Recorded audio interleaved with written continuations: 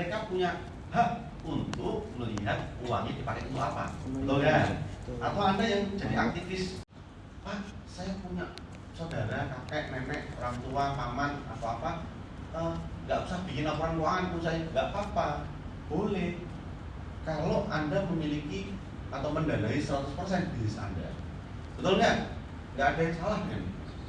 Ya, bahkan perusahaan besar sekalipun, kalau kepemilikannya 100% dimiliki oleh dirinya sendiri, ya nggak perlu bikin laporan keuangan, kan? Kecuali pajak. Iya kan? Tapi ketika Anda berurusan dengan isu yang namanya akuntabilitas publik, ya kan? Karena istilah akuntabilitas publik, maka Anda wajib pakai laporan keuangan. Ya, contoh, perusahaan go public, betul nggak? Kenapa? Udah dapat duit dari orang banyak kok. Dapat duit dari orang banyak ya harus ngasih laporan keuangan dong, betul nggak? Iya kan? Kalau Anda dapat duitnya kan bukan karena jual produk, dapat duitnya karena memang orang dia menjual sahamnya, gitu kan? Ya wajar dong, ya kan? Atau perusahaan jalan tol yang jualan obligasi, ya kan? Perusahaan yang sering jualan obligasi itu misalnya perusahaan jalan tol, ya kan? Bangun jalan tol itu kan mahal, pembebasannya dan kawan-kawan. Terus beli pesawat atau Garuda itu kan banyak obligasi, ya, atau surat utang. Nah, karena ngutang sama orang banyak, ya wajib dong bikin laporan keuangan. Sehingga supaya Anda nanti lulus nggak salah kaprah. Ya, kalau perusahaan Anda itu enggak mengambil atau enggak menerima dana, ya, pendanaan dari eksternal, Anda nggak perlu pakai laporan keuangan ngasih orang-orang, cukup diri Anda sendiri. Oke, diingat-ingat. Ya. Apalagi selain perusahaan publik, contohnya adalah perusahaan yang mengumpulkan dana masyarakat, mengumpulkan dana masyarakat. Contohnya apa? Bank. Semua bank itu wajib bikin laporan keuangan yang berguna pastinya. Loh kenapa? Ya coba bayangin, saya bikin bank, ya kan, bikin PT terus jenis-jenisnya bank, ya kan, terima duit nabung semua, nabung terus saya lari gitu gimana? Atau uang nggak saya pakai untuk apa-apa, tiba-tiba uangnya nggak ada, bisa nggak? Ya, boleh, ya kan? Itu contoh bisnis yang namanya memiliki akuntabilitas bank, asuransi, ya kan? Apalagi lembaga keuangan, BPR, ya, koperasi, dana pensiun, ya, dan kawan-kawannya. Ya, jadi selama bisnis Anda itu dapat sumbangan, dapat dana, ya, funding, ya, yang ketiga, ataupun Anda kelola duitnya orang, wajib. Makanya ada kan di media sosial banyaknya, ayo di medsos lu, ayo uangmu tak pakai, tak kelolanya, betul nggak? Lah kamu siapa? Nggak certified, betul nggak? Nggak diaudit, lah itulah pasti nggak percaya deh, jamin, ya. Nggak bisa, nggak boleh. Walaupun dia pamer-pamer ya, ini loh aku untung terus kalau invest, tapi kan nggak ada audit. Gimana kamu percaya? Hah? Gimana coba? Ayo, Anda kan dengarnya accounting, ya kan? Orang tuh bisa ngasih informasi apa saja, dan Anda nggak bisa mengonfirmasi itu benar atau enggak loh di media sosial. Ya, orang mengklaim bahwa dia untung ini untuk itu dan sebagainya, ya kan? Ada juga orang accounting yang belajar financial position, apa? Orang pamer aset itu belum tentu loh dia nggak punya utang yang lebih besar daripada asetnya, ya? Iya kan? Ya jadi, ya dia nggak pernah tahu. Ya jangan teman-teman ada yang sederhana-sederhana itu, wah asetnya banyak banget, ya kan? Mau wealth-nya orang itu dilihat dari posisi keuangan kok, bukan dilihat dari satu aset atau dua asetnya doang, ya kan? Itu ya. Jadi karena laporan keuangan itu memiliki tanggung jawab, maka kalau Anda lihat di Conceptual Framework itu kan ada ciri-ciri laporan keuangan berkualitas, ya namanya karakteristik kualitatif dari inovasi Anda. Apa karakteristik kualitatifnya? Topiknya mata kuliah, yaitu relevansi nilai. Bener nggak sih laporan keuangan itu kepake? Ya, kalau nggak kepake, bubarin aja ini profesi akuntansi. Kan gitu ceritanya nih, ya kan? Ekstrimnya begitu ekstrim. Ya. Sebenarnya ini pakai nggak, gunakan nggak dalam proses pengambilan. Kalau Anda melihat pergerakan harga saham harian, detik demi detik, menit demi menit atau hari demi harian aja, Anda nggak butuh laporan keuangan. Ya. Karena menurut saya, kalau kepemilikan kurang dari 20%, lihat materi intermediate accounting 2 materi investment, ya kan? Kalau kepemilikan kurang dari 20%, betul ya? Maka ada dianggap orang luar. Kepemilikan ya nggak signifikan, dianggap sebagai investasi jangka pendek. Maka pakai harga pasar. Ya. Kebetulan kemarin pagi saya ikut WA salah satu alumni saya S1 yang sekarang udah jadi CFO di salah satu perusahaan properti di Singapura. Dia mau nih tanya nih buat Anda yang bilang jurnal nggak penting, di WA tanya, dia lagi masalah karena dia punya banyak anak perusahaan itu. Terus dalam hal akuisisi dia lagi mau dijual salah satu cucu perusahaan, ya kan? Ya, intinya adalah ringkasnya adalah karena cucu ini, ya dia nanya gimana sih sebenarnya untuk dia non-controlling interest. Ada kan belajar kakak kedua ya, NCI ya. Nah, contoh.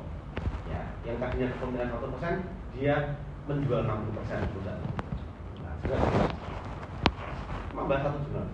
Artinya salah satu logika akuntansi itu salah satu bahasanya dalam melihat rangkaian dan fenomena diri dari jurnal. Ya. Nah, karena kan itu menyederhanakan semua hal kan. Coba asetnya naik, cashnya turun. Ada tahu di transaksinya tahu, ya kan? Di pembelian aset, cash kan itu kan? Itu ya. Jangan bilang ada orang begini, akuntansi cuma belajar jurnal toh. Akuntansi memang nggak jurnal toh, tapi jurnal itu salah satu isu penting untuk itu kayak notasi musik balok dan notasi angka dalam musik. Oke, menyederhanakan pemusik yang sudah kita ya. Atau kayak ronsen dalam dunia kedokteran gitu loh, ya kan? Bagi kita nggak ngerti orang awam, tapi bagi yang orang-orang ini adalah bahasa komunikasinya, sehingga tuh orang misalnya itu bahasa komunikasinya, ya kan? Atau desain sebuah bangunan, ya kan? Itu bahasanya orang arsitek dan teknik sipil gitu, ya akan mempermudah mereka. Coba kalau semua dibuat kualitatif berupa tulisan gitu, malah jadi luas, betul nggak sih? Ya. Gitu ya, jadi ini hal yang sebenarnya salah satu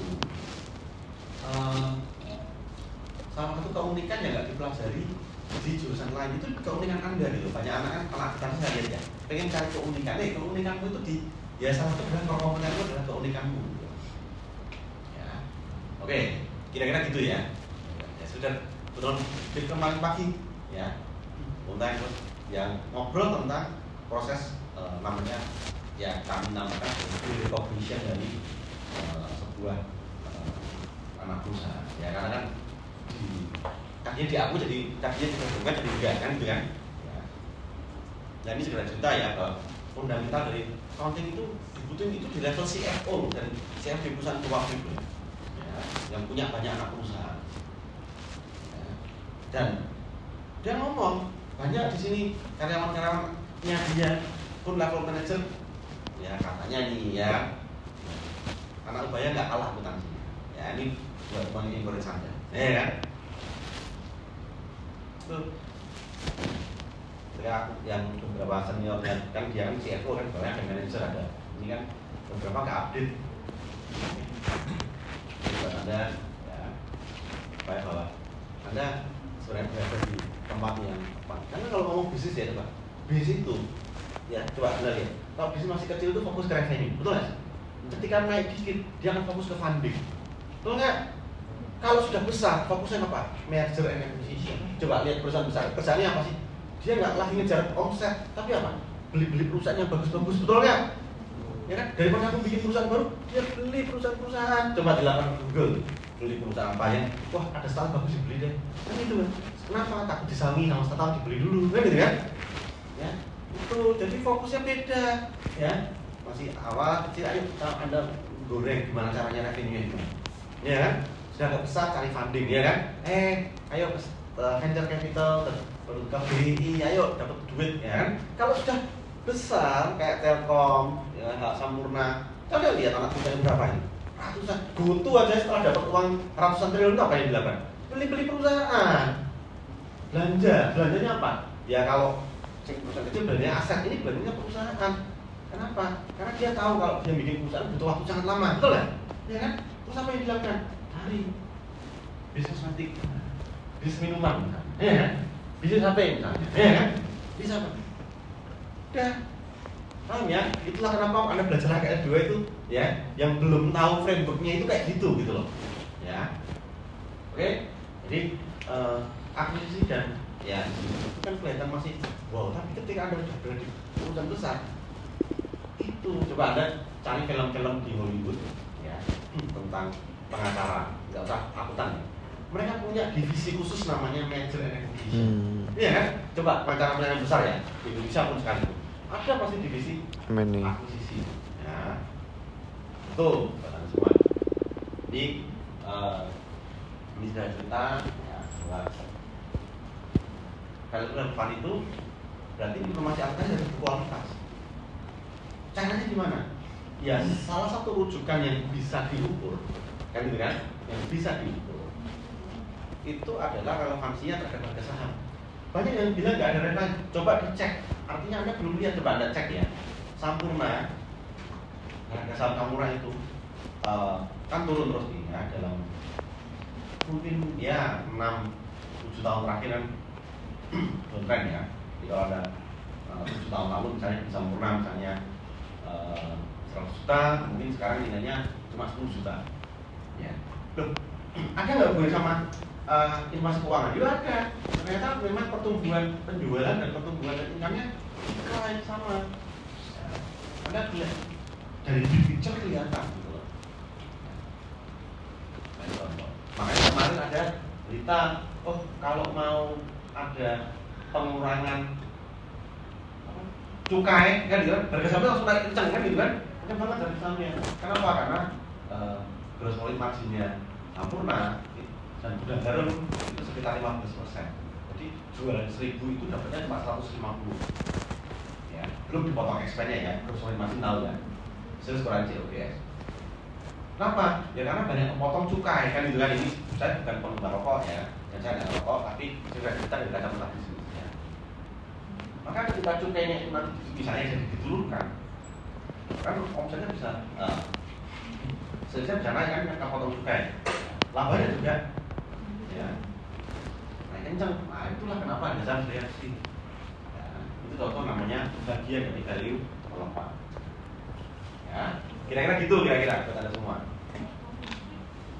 Artinya mirip sama kayak diri Anda, saya dan Anda, bahwa nilai kita itu dihubungkan dari fundamental value. Hari demi hari nggak kelihatan, ya. Tapi kalau diproyeksikan ya dalam waktu yang durasi yang panjang akan terlihat. Ya. Oke, itu ya. Baik, itu value lemah. Terus pertanyaan kedua. Yang kedua apa? Ya yang saya ingat aja. Apa yang dimaksud dengan earnings respon koefisien? Nah, itu. Ini dua istilah penting ya. Pak, tanyanya kok cuma apa? Karena itu dua definisi penting. Ya. Hari materi ini. Pun kemarin di situ. Tuh. Kalau pakai HP menu-menu ya, harus ulang dari awal.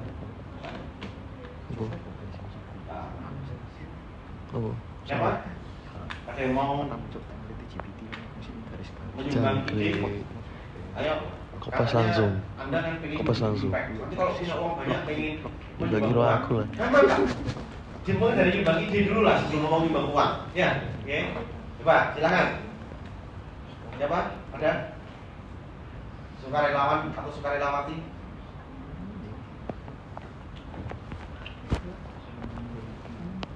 Ayo.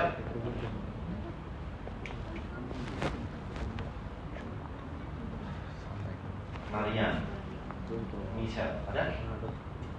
Nah, silakan. Earning coefficient itu adalah kayak ukuran yang menunjukin seberapa kuat respon pasar terhadap informasi laba yang diberikan perusahaan. Jadi kalau misalnya RT suatu perusahaan itu tinggi, berarti respon pasar itu kuat terhadap laba yang diinginkan oleh perusahaan. Oke, ya, terus ya, earning respon coefficient ya. Berarti seberapa kuat sih responnya? Kalau labanya naik banyak atau potensi labanya naik banyak, kan pasar modal itu mengantisipasi potensi labanya naik banyak, maka ya, harga sahamnya akan bereaksi juga banyak besar. Kalau bakal naik banyak, reaksinya besar. Bakal turun banyak, reaksi juga besar. Kalau bakal naik sedikit, reaksinya kecil. Nah, itu namanya earning response. Setiap perusahaan itu memiliki kadarnya beda-beda. Perusahaan, kalau Anda sering dengar saham gorengan gitu ya, Anda sering dengar di mana-mana itu kan, ya. Nah, itu menjadi ya, mereka itu ya tidak memiliki namanya earning response coefficient. Bisa jadi rendah sangat. Maksudnya apa? Nggak peduli mau perusahaan naik atau turun ya kan, harga sahamnya bisa kemana-mana. Itu ya, itu tandanya nggak informasi. Ya, artinya ya itu salah ciri-ciri. Ya, makanya perusahaan-perusahaan yang bagus-bagus Anda lihat ya, ketika masuk ke bursa, para pemula pilih perusahaan-perusahaan yang bagus. Coba di mana-mana industri itu dikuasai oleh salah satu atau salah dua dalam industrinya. Contoh media sosial siapa? Anda dengar familiar di telinga Anda kan itu kan? Ya, kalau yang publik misalnya Meta, betul nggak? Ya kan? Atau Google itu kan all round ya. Ya, kalau chip siapa sekarang? Nvidia, betul nggak? Ya, jadi kalau Anda mau melihat perusahaan, cari yang paling bagus di industrinya, minimal dari revenue paling gede ya. Itu aja, itu yang biasanya growth-nya paling tinggi. Ya, yang menjadi leader di industri masing-masing biasanya earning response coefficient-nya itu bagus. Ya, bagus. Oke, sekarang kelompok presenter, silakan. Maju. Singkat ya, jangan baca tulisan ya, poin-poin apa gitu kan. Saya lebih suka poin-poin tapi Anda cerita ilustrasi, ya kan? Ilustrasi apa? Ya. Jangan dibaca lagi bukunya. Silakan. Siapa presenternya? Boleh maju. Ya.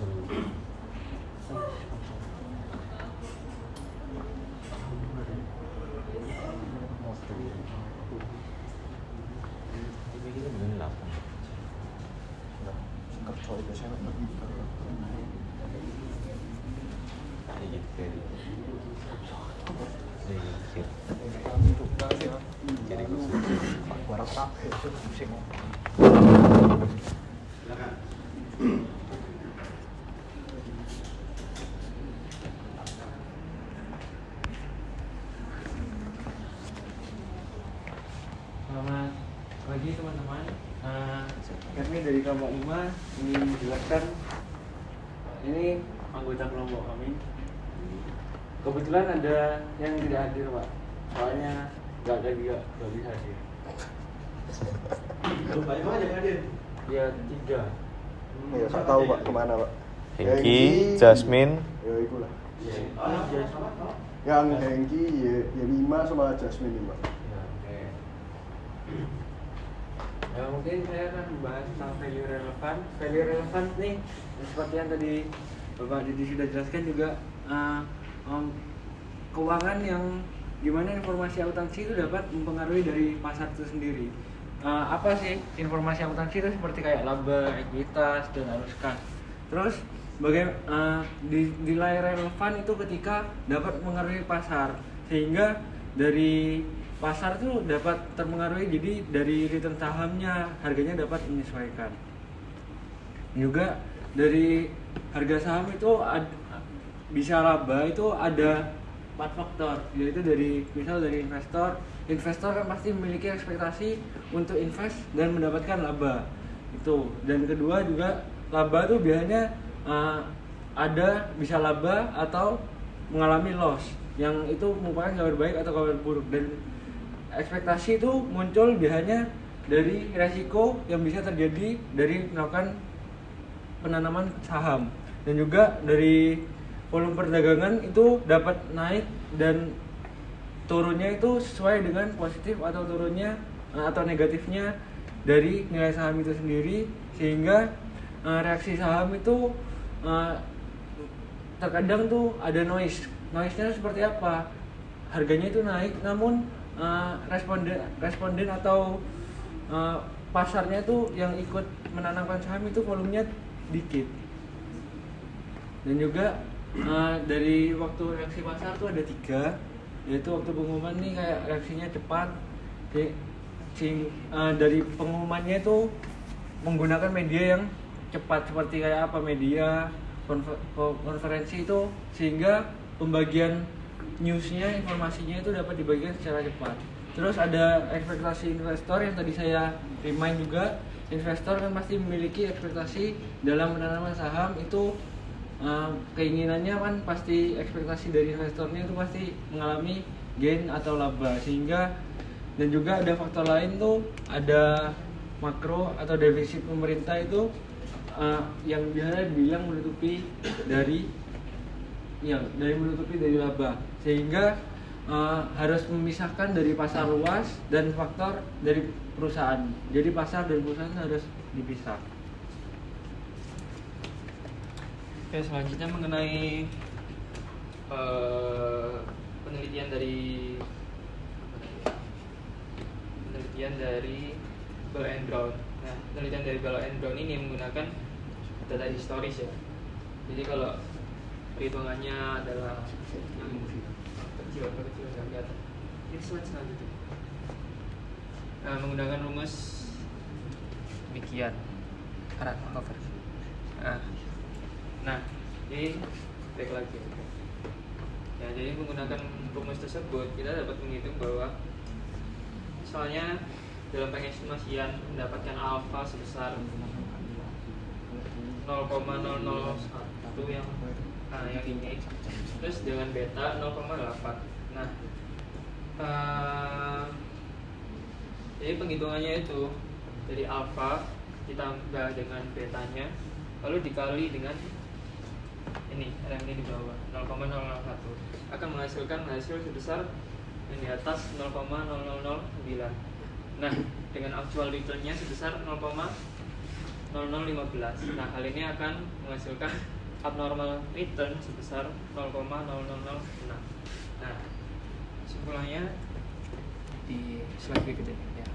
Jadi jika laba lebih tinggi dari ekspektasi yang kita lihat di perhitungan sebelumnya, jika ada abnormal return yang positif, itu sebagai bukti bahwa investor respon kabar baik. Nah, jadi kabar baik ini, contoh kabar baik ini maksudnya kayak berita-berita di pasar saham mengenai, contohnya tadi berita mengenai cukai, kan pasti merupakan salah satu berita kabar baik bagi investor yang ingin menanamkan saham.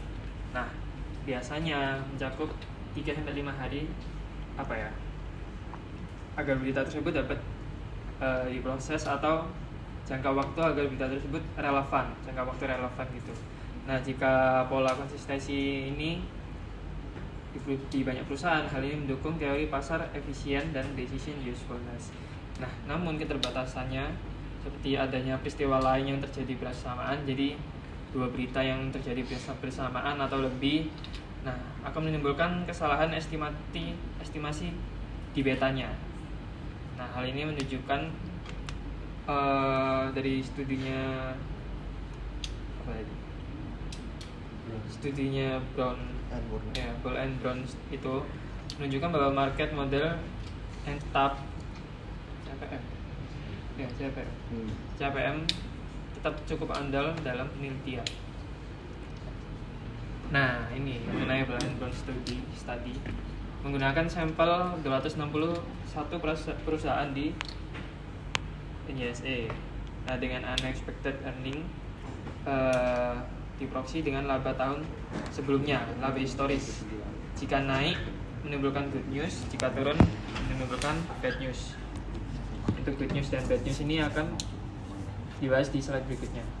Ada gambarnya lagi. Nah, abnormal return ini dihitung dengan market modelnya seperti tadi, memakai jendela bulanan. Nah, hasilnya ternyata ada 1231 good news yang menghasilkan abnormal return yang positif dan 1109 bad news dengan abnormal return yang negatif. Kesimpulannya, laba akuntansi terbukti value relevance dan metodologinya menjadi standar penelitian.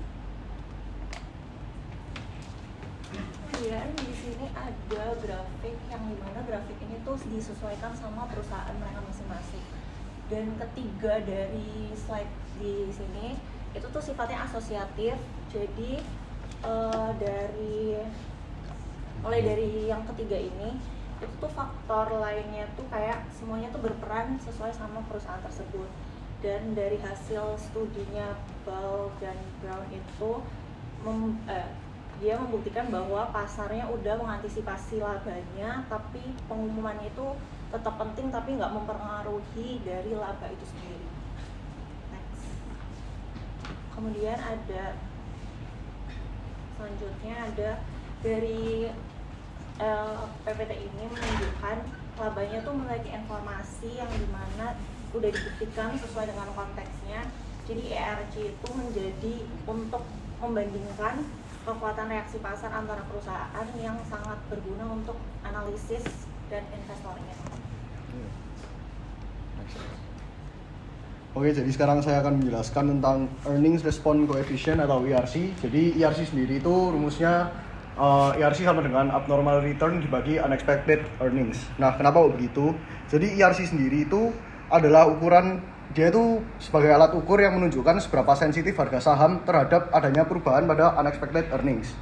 Nah, lahirnya ERC ini berawal dari sebuah pertanyaan yang berbasis akuntansi pada pasar modal. Apakah kayak informasi akuntansi ini benar-benar dihargai oleh para investor? Nah, jadi fungsi dari ERC sendiri itu tidak hanya untuk mengukur kekuatan reaksi pasar, tapi juga berfungsi sebagai indikator kualitas laporan keuangan. Di mana jika laporan akuntansi dianggap kredibel, persistensinya tinggi, dan memberikan sinyal prospek jangka panjang, maka reaksi pasar itu akan lebih kuat, dan sebaliknya juga. Nah, ada beberapa faktor yang dapat mempengaruhi ERC, yaitu yang pertama adanya beta atau yang biasa kita ketahui dengan risk. Nah, perusahaan dengan risk yang lebih tinggi itu cenderung memiliki ERC yang lebih rendah karena ketidakpastian laba di masa depan. Ada juga leverage atau biasa yang kita ketahui dengan utang. Perusahaan dengan tingkat utangnya tinggi itu biasanya memiliki ERC lebih rendah karena sebagian besar keuntungan dari perubahan laba itu akan lebih dulu dinikmati oleh pemegang obligasi dibanding pemegang saham. Yang ketiga adanya kualitas laba. Nah, jika laba itu dianggap berulang dan bertahan dalam jangka panjang, investor itu cenderung bereaksi lebih kuat terhadap pengumuman laba tersebut. Keempat, adanya peluang pertumbuhan, di mana perusahaan dengan prospek pertumbuhan yang baik cenderung memiliki ERC lebih tinggi karena investor memperkirakan peningkatan laba di masa depan. Dan yang terakhir adanya ekspektasi investor, di mana jika terdapat perbedaan signifikan dalam ekspektasi investor sebelum pengumuman laba, maka reaksi pasar itu bisa lebih sulit untuk diprediksi.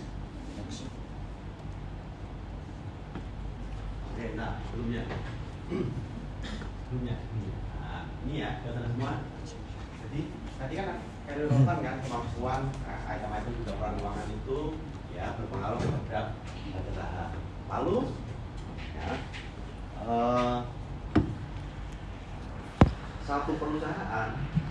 perusahaan biasanya memiliki IRC yang berbeda-beda. Ya, karena Anda lihat di depan tuh layar. Perusahaan yang betanya tinggi, IRC-nya lebih rendah. Maksudnya gimana? Perusahaan yang betanya tinggi itu maksudnya resikonya itu tinggi. Oke? Perusahaan-perusahaan yang resikonya tinggi, ya, orang-orang cenderung lebih, ya,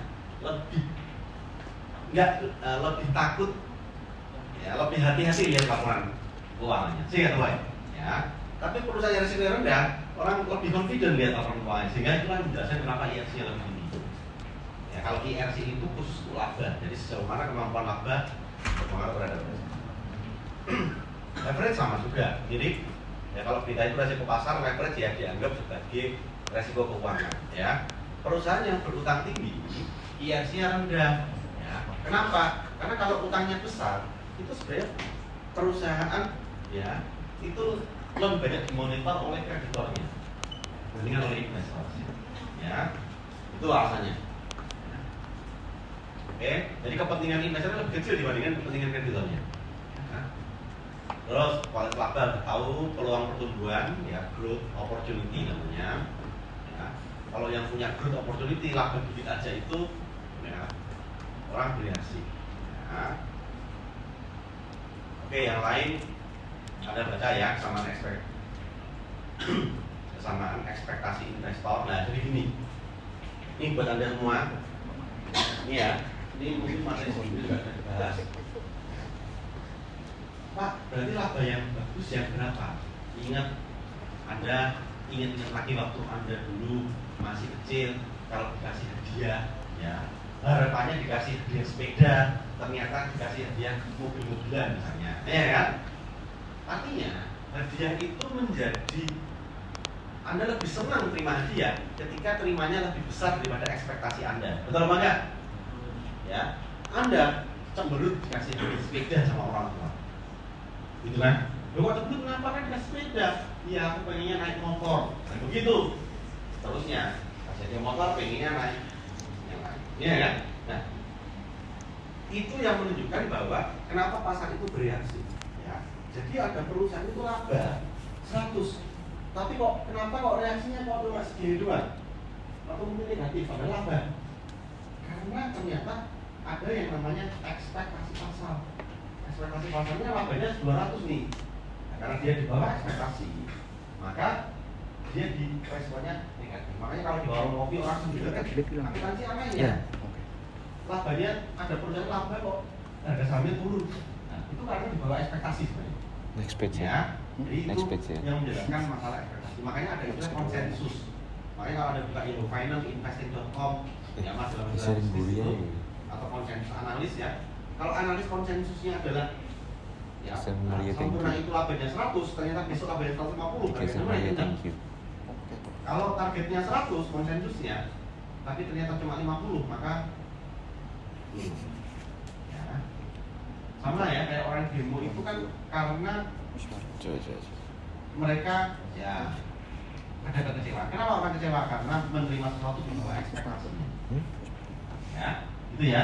Ya Anda perlu namanya memaintain ekspektasi. Oke. Ya, silakan dilanjutkan.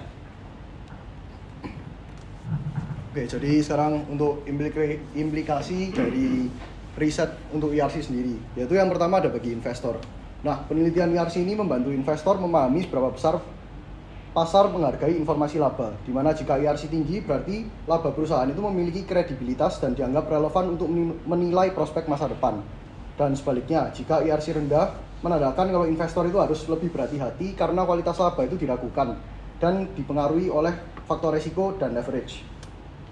Bagi manajemen dan akuntan, IRC itu memberikan feedback mengenai kualitas laporan keuangan, di mana jika laba yang diumumkan menghasilkan respon pasar yang kuat, ini itu menunjukkan bahwa laporan itu dianggap berguna dan bernilai tinggi. Dan juga sebaliknya, jika reaksi pasar lemah, hal tersebut itu bisa menjadi sinyal perlunya peningkatan transparansi, pengungkapan tambahan, atau perbaikan dalam praktik akuntansi. Dan bagi regulator sendiri, IRC itu dapat digunakan untuk mengevaluasi apakah standar akuntansi yang diterapkan itu mampu menghasilkan informasi yang benar-benar bernilai bagi investor. Jika penelitian konsisten menunjukkan IRC tinggi untuk laporan keuangan yang mengikuti standar tertentu, hal ini itu menjadi bukti bahwa standar tersebut efektif. Dan juga sebaliknya, jika IRC rendah atau bervariasi, maka regulator perlu meninjau ulang kebijakan akuntansi agar lebih responsif terhadap kebutuhan pasar. Nah, best accounting policy-nya nggak otomatis bahwa kalau misal ada kebijakan akuntansi yang terbaik itu menghasilkan reaksi pasar yang terbesar. Nah, informasi itu kan public good.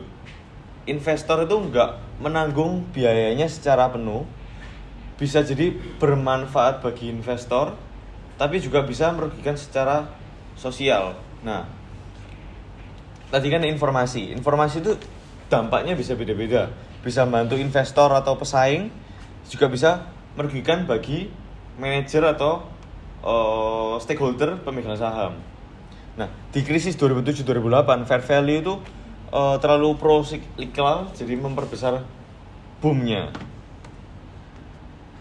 Bukti reaksi pasar terhadap informasi selain laba lebih lama.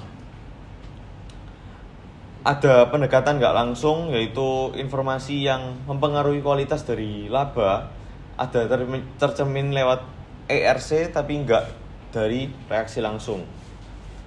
Lagi ada Lev dan T tahun 93, identifikasi 12 fundamental, yaitu contohnya ada perubahan persediaan, ada belanja modal, ada cadangan.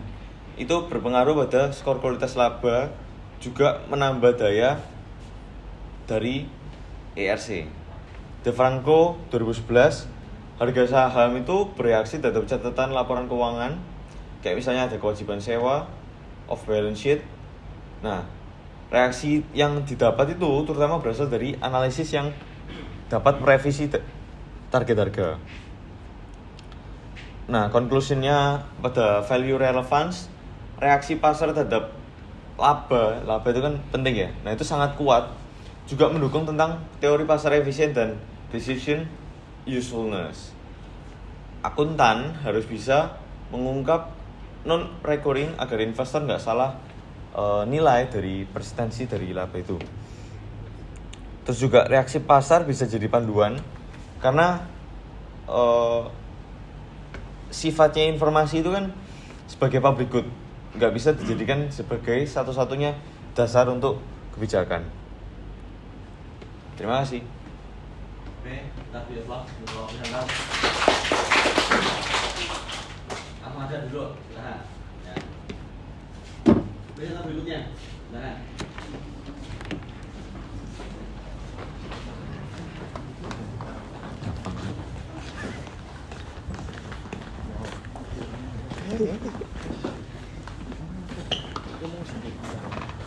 Ulang harus. Untuk nggak no asli. Ini ya. Males kelas ya, Pak. Yang tadi Males paginya gitu. Iya, Cok. Wajib, Pak. Yang nggak hadir siapa, yang hadir siapa? Oke, Pak. Aku saya. PPT-nya langsung pas ngupload PPT-nya ya. Dan HAM tetapi menurut HAM 2021 dan itu dia itu melihat pada pengaruh kondisi ekonomi, di mana pada saat ekonomi krisis investor itu lebih melihat laporan keuangan, dan pada masa ekspansi investor itu cenderung melihat nilai sentimen pasar. Hal seperti itu sering terjadi karena metodologi penelitian mereka yang mereka gunakan berbeda-beda.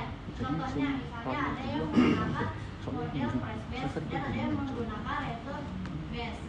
Nah, pada saat kita membandingkan studi mereka, kita harus berhati-hati karena mereka menggunakan dua metodologi penelitian yang berbeda-beda.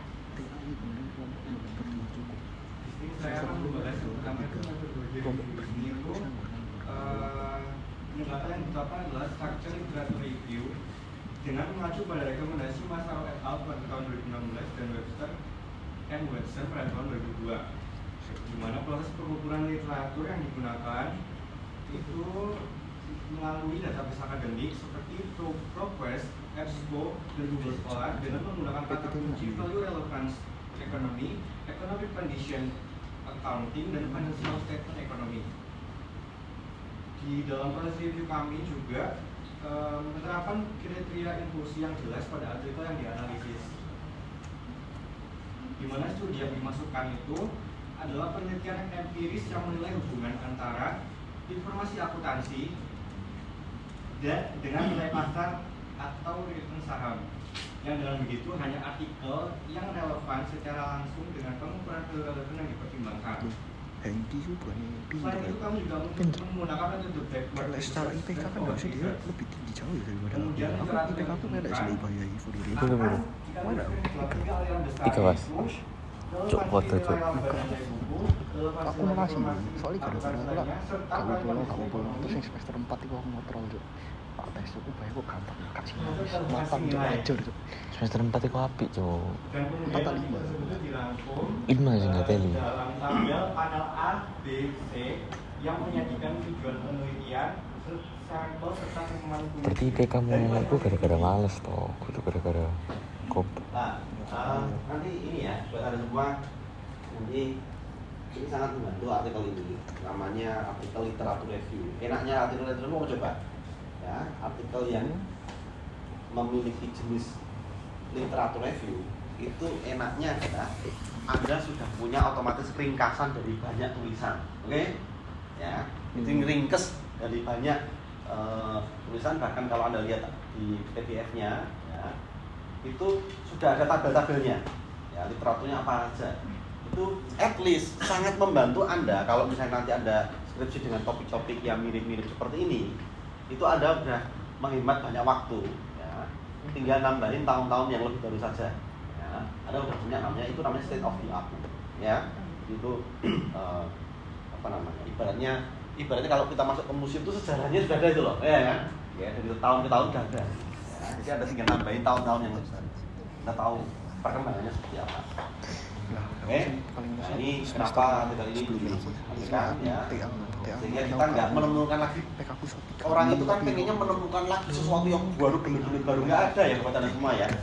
Yang kita temukan itu biasanya hanya satu titik. Contoh nih, Aku sak males-males. Anda lihat HP ya, dalam 10 tahun terakhir HP itu hampir tidak ada perubahan yang masih bombas. Kalau tadinya dari nggak touchscreen ke touchscreen itu kan perubahan beda, betul nggak? Anda lihat bedanya di mana? Ulang tahun antara manual share-nya itu hanya beda di satu prosesornya, terus besoknya di memorinya, betul nggak? Besoknya di layarnya. Jadi namanya riset itu nggak harus semua merubah semua jadi, itu nggak ada ya, satu titik aja yang mungkin orang lain nggak belajar dalam itu dia nggak paham bedanya apa, betul nggak ya? Saking pagi ya tuh. Tapi ada bedanya nih di setiap Aku HP roh yang belum setiap boleh ada pagi kayak sesuatu gitu yang teko. dijual oleh mereka. Mobil misalnya. Mobil itu sekarang revolusinya di mobil listrik ya, ada mobil hybrid sudah ada, tapi sebenarnya nambahnya di tadinya bensin jadi hybrid, betul nggak? Hybrid, tapi kan ratingnya, skillnya sama kok, rodanya, betul nggak sih? Ya, banyak hal yang akhirnya tidak mengubah 100%. Terus IPK aku soal segini 3,5 keangkat ya, gara-gara 3,5. paper deskripsi atau bikin artikel apapun yang nanti orang Beda mic yo, beda jauh. ya, itu Piro mic? maksudnya adalah Anda melakukan itu bukan mengubah semua hal jadi bahan, enggak gitu loh ya, tapi Anda nambah satu titik kecil aja itu udah kontribusi gitu. Ya, jadi Anda nggak masalah gitu loh ya, nambah lu kan kok aku merasa enggak lah, satu titik kecil itu udah berkontribusi ya. Anda tahu Samsung dan Apple aja itu setiap tahunnya mereka ada transaksi tukar menukar atau trading ya, trading paten ya, dari berapa banyak komponen dalam satu HP atau satu laptop, komponen banyak banget kan, itu mereka saling ini, mereka nggak mau lagi nemuin sesuatu yang sudah ada gitu ya kan ya, dan paten itu kan bisa dibeli dan dijual ya kan ya, dilindungi kan. Nah, jadi nggak harus wah semua ditemukan oleh diri saya sendiri ya, Anda nggak akan maju, betul nggak? Thank you, Anda lihat sekarang perang tapi lebih merah dulu. Lebih berani dulu. AI itu maju karena ada chip Nvidia yang orang, saya nggak promosi Nvidia, betul nggak? Tapi karena chipnya super chip itu, maka memungkinkan teknologi AI yang lebih super, betul nggak ya? Ya, itulah kenapa sempat Amerika dalam perang dagang ngomong nggak boleh jualan Bukannya kita chip ARK ya? Nvidia seri tertentu ke China, betul nggak? Karena kalau sampai maka perkembangan AI-nya tambah seru, sih nggak? Ya, di sisi lain gara-gara itu orang sedikit mikir, ya, negara lain mikir, oh, kita harus banding chip deh, kan gitu ya.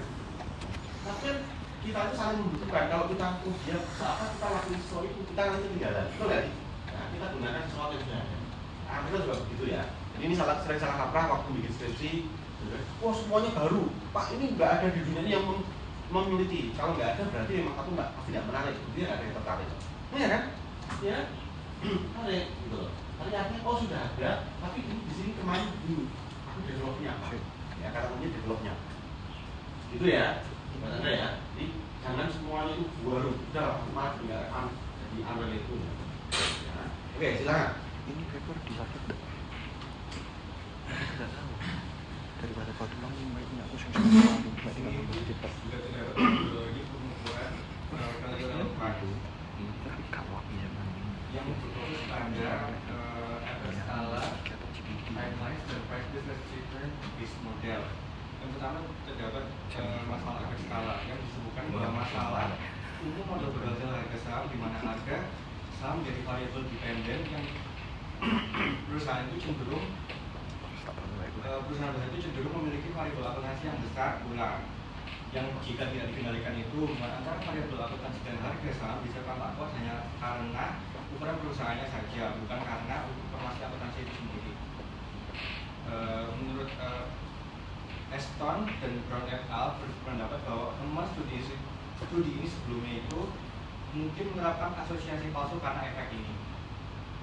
Masalah keterlambatan pengakuan akuntansi dan laba sementara.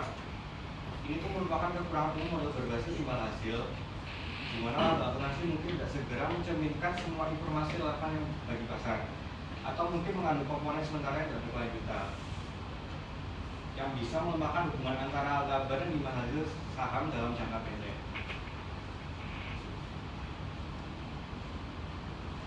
Untuk solusi ekonometrik efek skala dalam mengatasi bias itu yang pertama itu ada spesifikasi saham yang dideflasi atau deduction by share, yang menurut Bartz dari tahun 2009 menemukan bahwa spesifikasi saham yang dideflasi yang artinya membagi semua variabel dengan jumlah saham yang beredar adalah yang paling efektif dalam memitigasi efek skala. Selanjutnya terdapat juga ukuran kesalahan akar kuadrat rata-rata yang disesuaikan. Baseline dan Humbert mengadopsi pendekatan ini sebagai alternatif untuk akar kuadrat yang lebih robust terhadap masalah skala. Lalu terdapat uji spesifikasi model yang direkomendasikan oleh O'Malley et al. Pada tahun 2017. Yang diantaranya itu ada pengujian uji statistik seperti uji Hosman dan uji Pengali-Lagrange-Berstpaken. Uji ini itu membantu peneliti memastikan bahwa model regresi yang digunakan sudah tepat dan asumsi-asumsinya tidak dilanggar sehingga inferensi yang ditarik itu lebih valid. Terdapat juga model linear yang didokumentasikan oleh Bart et al. Dan Kang dan Starika, di mana penggunaan model linear seperti CART atau classification and regression trees dan analisis log linear dari koefisien response, di mana itu pendekatan itu memungkinkan penangkapan hubungan yang lebih kompleks dan tidak selalu linear antara informasi akuntansi dan nilai pasar. Lalu yang terakhir terdapat keterbatasan R kuadrat. GIU 2007 itu memberikan bukti kuat bahwa R kuadrat itu tidak sebanding antara sampel bahkan tanpa adanya masalah skala dan heteroskedastisitas. Yang ini itu berarti membandingkan R kuadrat dari studi yang berbeda atau periode yang berbeda harus dilakukan dengan sangat hati-hati.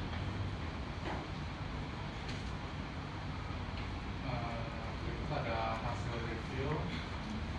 Awalnya penelitian seperti Brewer ini menunjukkan laba adalah informasi utama bagi pasar. Terus kedua ada Collins itu menunjukkan relevansi laba menurun, book value meningkat, meski ada yang menunjukkan keduanya menurun.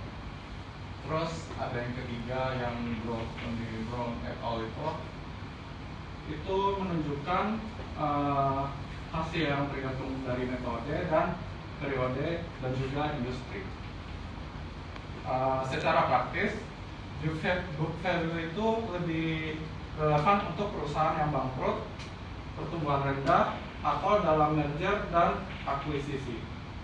Relevansi laba dan book value berubah seiring waktu dan konteks perusahaan.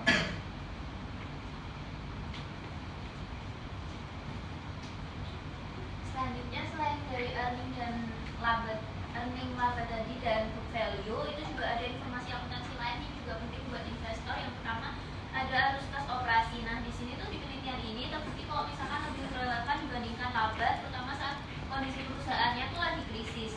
Nah kenapa? Karena laba itu bisa dimanipulasi lewat akrual, tapi kalau dari cash flow ini sendiri tuh nggak susah buat dimanipulasi karena menyatakan kondisi nyata dari uang keluar atau uang masuk itu sendiri. Nah, jadinya cash flow ini tuh bisa menunjukin apakah dengan perusahaan yang kondisinya lagi krisis ini itu bisa bertahan apa enggak. Kemudian yang kedua ada accruals, ini tuh menunjukkan kualitas laba.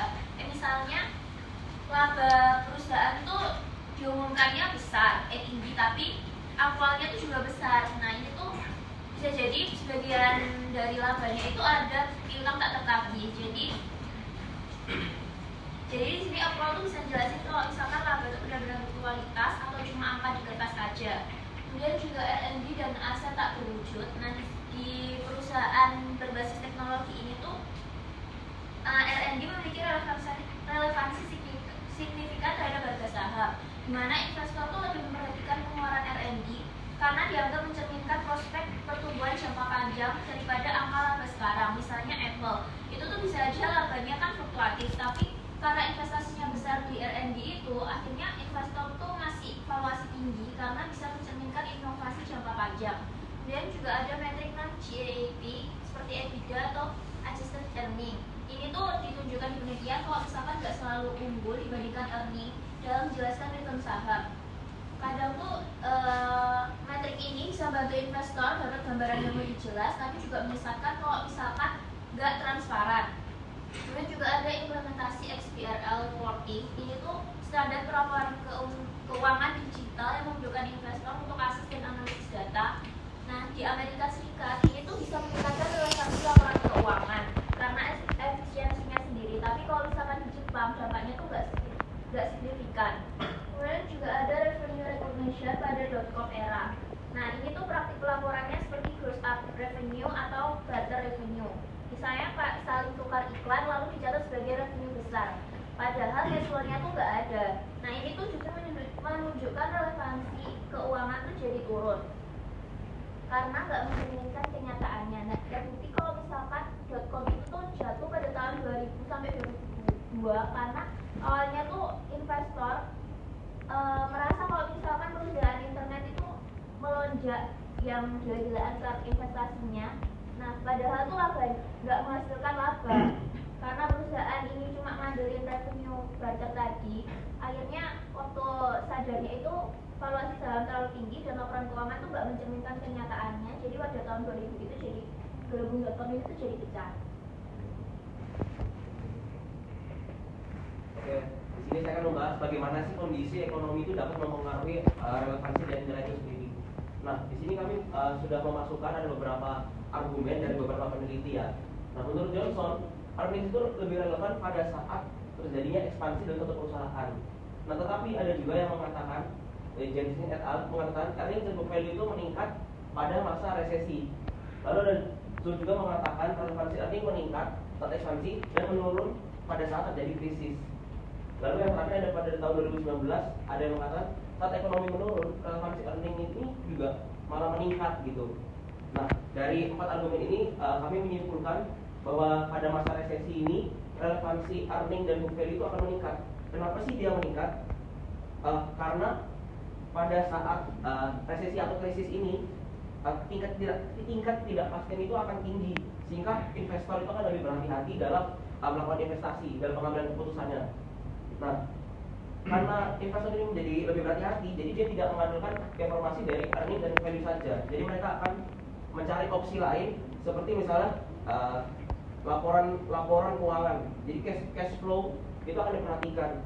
Contohnya pada kasus COVID-19 ya. Jadi laporan arus kas itu menjadi perhatian utama oleh investor. Nah, lalu kalau pada masa ekspansi, relevansi earning ini meningkat, tapi dia tidak hanya melihat earnings, dia juga bisa melihat dari faktor-faktor lain. Misalnya, bagaimana sih prospek dari suatu perusahaan itu ke depannya. Itu bisa menjadi faktor-faktor lain yang membuat investor itu ingin invest dalam suatu perusahaan. Gitu. Nah, selanjutnya itu terkait tentang perubahan relevansi nilai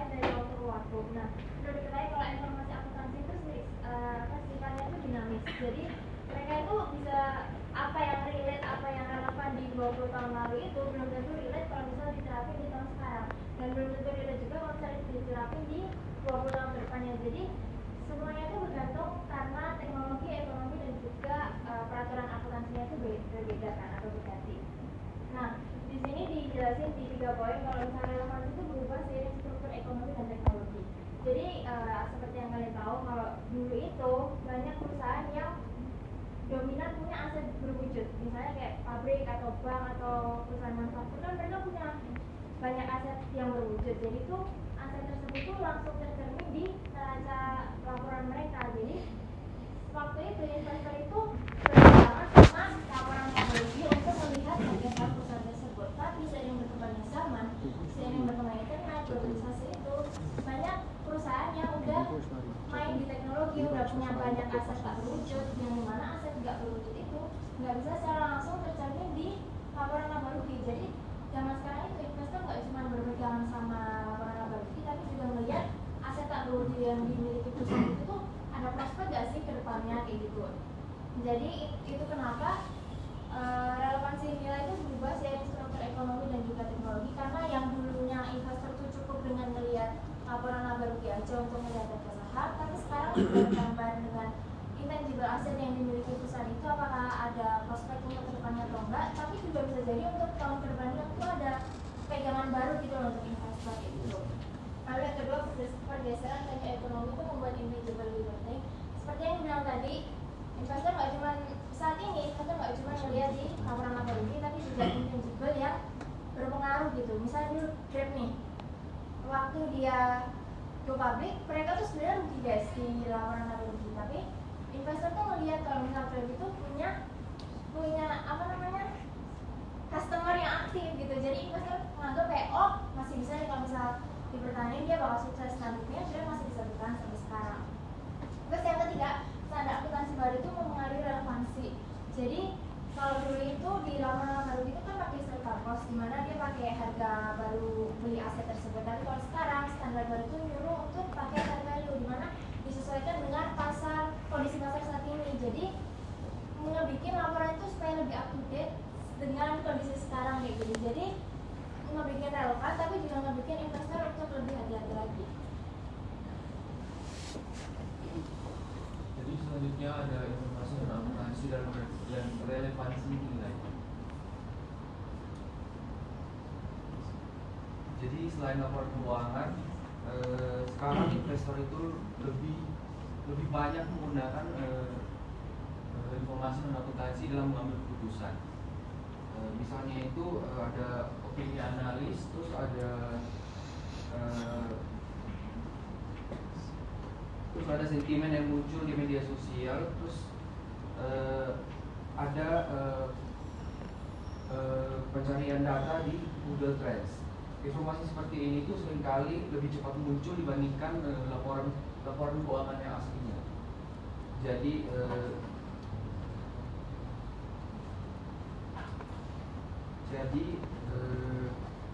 dalam kondisi tertentu itu justru investor itu lebih banyak menggunakan informasi non akuntansi. Artinya relevansi laporan keuangan itu tidak bisa dipisahkan dari ekosistem informasi yang lebih luas, karena pasar merespon gabungan dari data akuntansi dan non akuntansi. Oke, next di sini ada faktor-faktor non tradisional atau informasi di luar laporan keuangan. Yang pertama di sini ada integrasi indikator makro.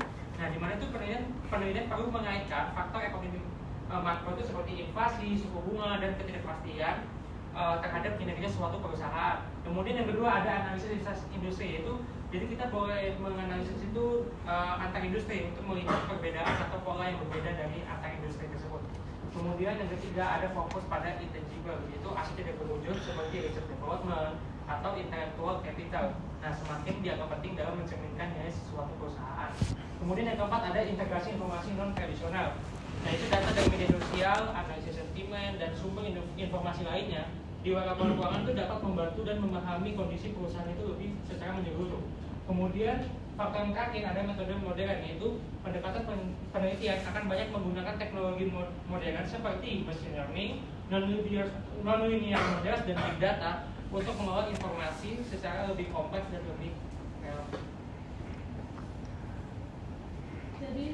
Jadi di sini kita bisa menyimpulkan bahwa value relevance itu tetap penting dan aktif diteliti. Lalu juga tadi sempat bahas earning and boost value itu tetap relevan, tapi hasilnya itu tergantung konteks. Terus di situ juga ada informasi lain dan kondisi ekonomi itu mempengaruhi relevansi seperti mempengaruhi seberapa besar laporan keuangan digunakan oleh investor. Terus karena itu penelitian ini tuh kedepannya sebaiknya harus lebih komprehensif dan metode lebih modern agar kita bisa memahami relevansi nilai akuntansi secara lebih utuh dan sesuai dengan perkembangan zaman. Sekian hasil presentasi kelompok kami di Munas Umum. Oke, tapi bos. Terima kasih Pak Mada. Duduk. Ya, thank you.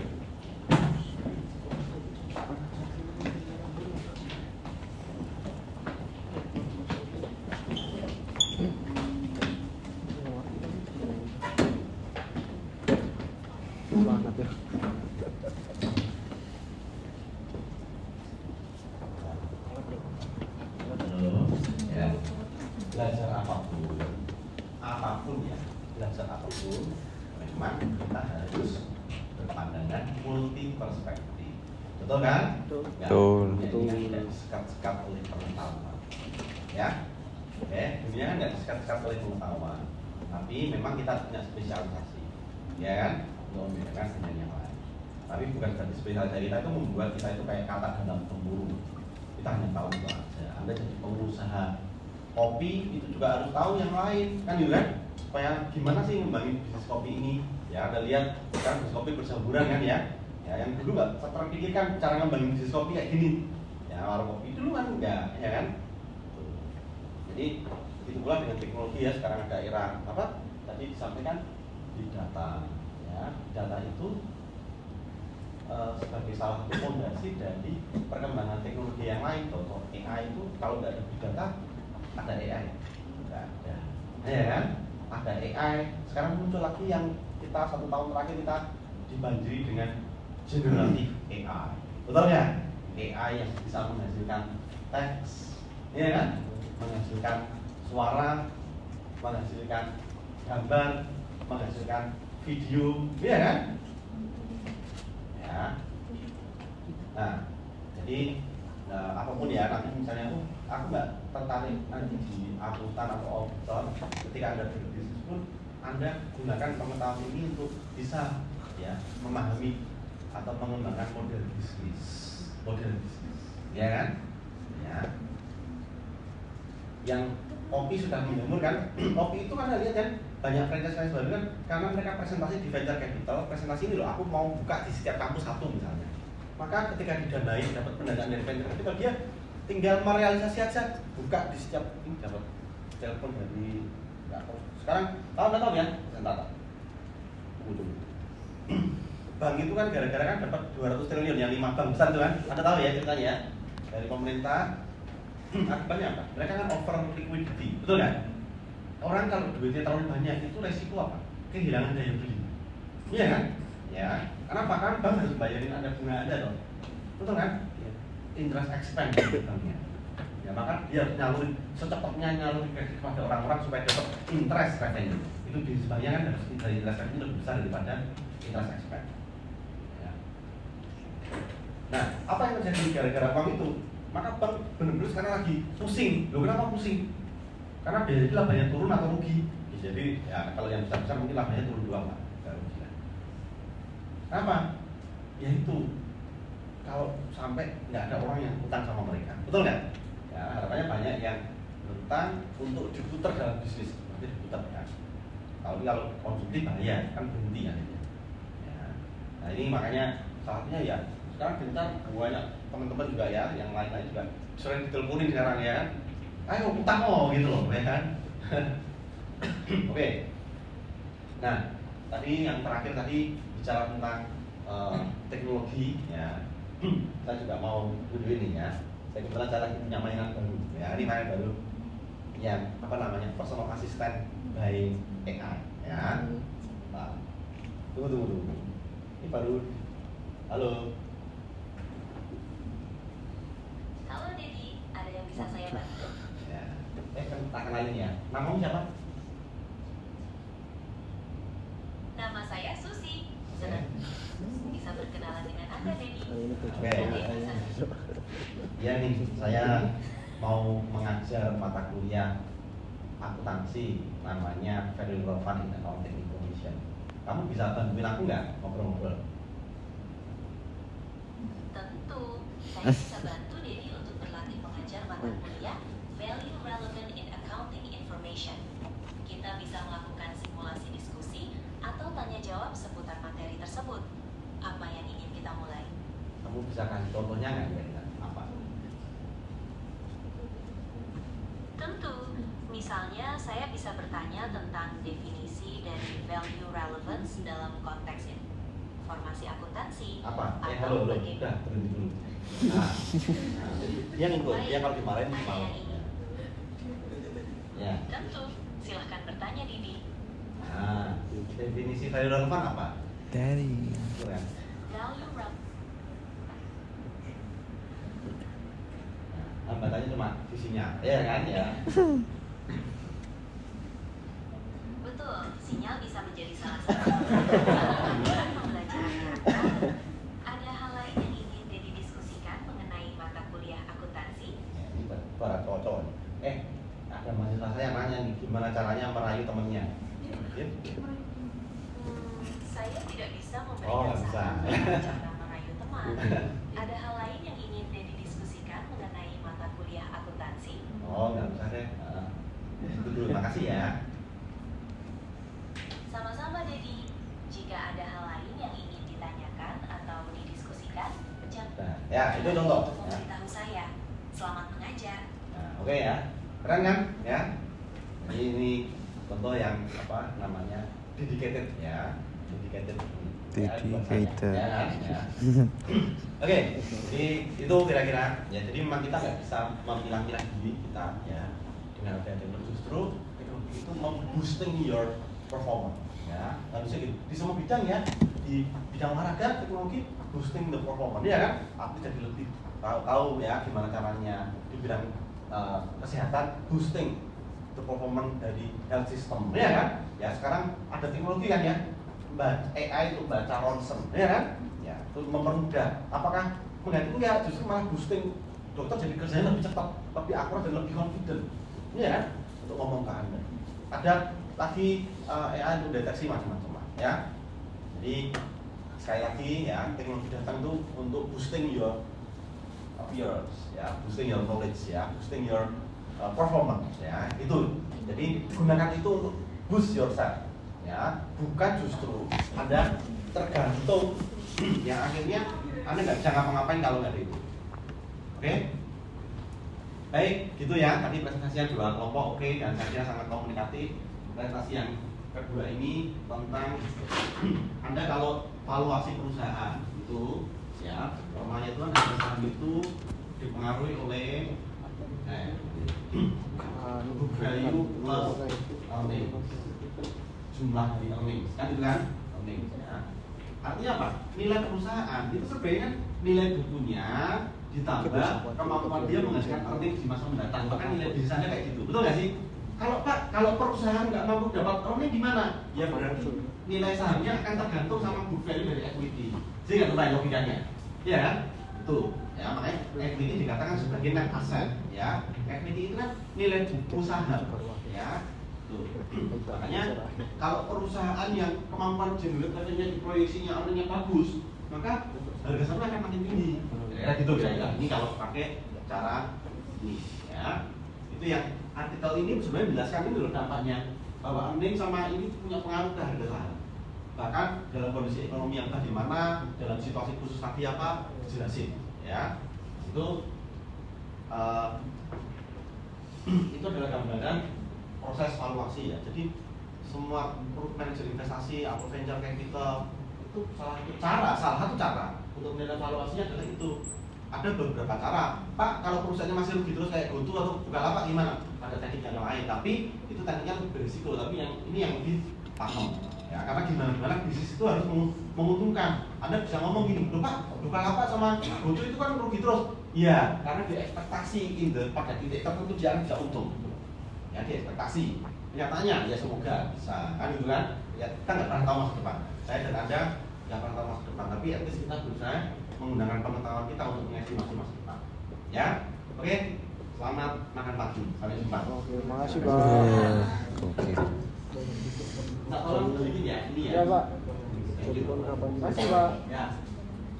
Jadi kapan bagus kira kok harus.